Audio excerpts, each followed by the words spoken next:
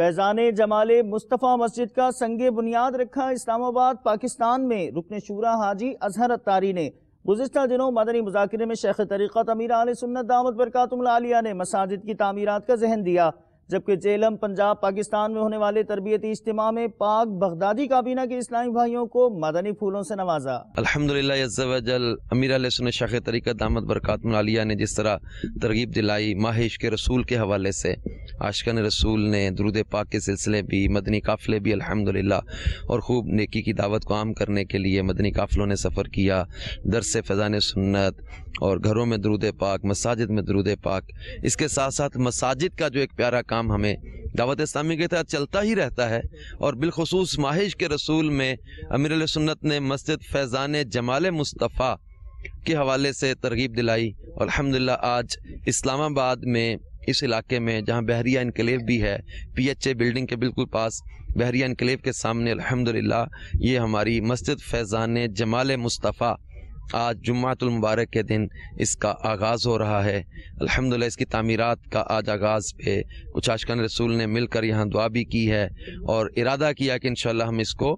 جلد جو ہے وہ مکمل کریں گے۔ اللہ تعالیٰ مدد بھی فرمائے، برکتیں بھی دے، اور اس مسجد کو اور تمام مساجد جو ہماری زیر تعمیر ہیں ان کو جلد پایا تکمیل تک پہنچا دے۔ تمام اسلامی بھائی حاضر ہیں، ان سے میری ایک التماس ہے کہ آپ اپنے مدنی کاموں میں، اگر ہم چاہتے ہیں کہ ہمارے مدنی کاموں میں ترقی ہو، ہم تنظیمی طور پر تربیت یافتہ بھی رہیں، ہمیں علمی لحاظ سے بھی، ہمیں شرعی لحاظ سے بھی غلطیوں سے حفاظت رہے، تو ہمیں مدنی مذاکرے کے کام کو اپنے اسلامی بھائیوں میں نافذ کرنا ہے۔ آپ اگر یہ سمجھتے ہیں کہ ہم گھر میں بیٹھ کر مدنی مذاکرے کو وہ توجہ دے پائیں گے جو اجتماعی طور پر دی جا سکتی ہے، وہ گھر میں نہیں مل پائے۔ گھر میں کبھی لائٹ جائے گی، کبھی بچہ روئے گا، کبھی گھر والے کسی کام کے لیے بلا لیں گے، کبھی ادھر ایک انتہائی اہم اور حساس موضوع چل رہا ہوتا ہے، اور پاپا اتنی محنت، اتنی توجہ سے اور دارالفتا کے اسلامی بھائیوں کے ساتھ مشاورت کر کر کے بعض اوقات مفتی صاحب کو دیا جاتا ہے، لائن پر ان سے مفتی صاحب سے بات کی جاتی ہے۔ مسئلہ اب ہم نے اینڈ پر جب مسئلے کا کنکلوژن آنے لگا، اس کو ہم اس پانی پینے چلے گئے، کسی کام پہ اٹھ کے چلے گئے۔ اب یہ ہوتا ہے کہ وہ ہم کنکلوژن جو ہے وہ مسئلے کا آخری فتویٰ کیا آیا، کب کیا آیا، وہ سننے سے محروم رہ گئے۔ ہم نے جو پچھلی گفتگو سنی جو کسی حل کی طرف جا رہی تھی، ہم نے اسی میں سے کچھ اخذ کر دیا کہ اس کا یہ بتایا گیا ہوگا، یا اس کا یہ بات ہو رہی تھی، بات ہو رہی تھی، لیکن حل کیا، آخر حکم کیا ہوا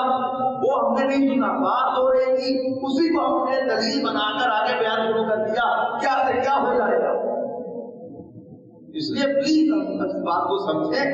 ہمارے مدنی مرکز کی طرف سے جو ہمیں مدنی کاموں میں، ہمارا مدنی کاموں میں آنا اہم ترین کام ہے، ہفتہ وار مدنی مذاکرہ،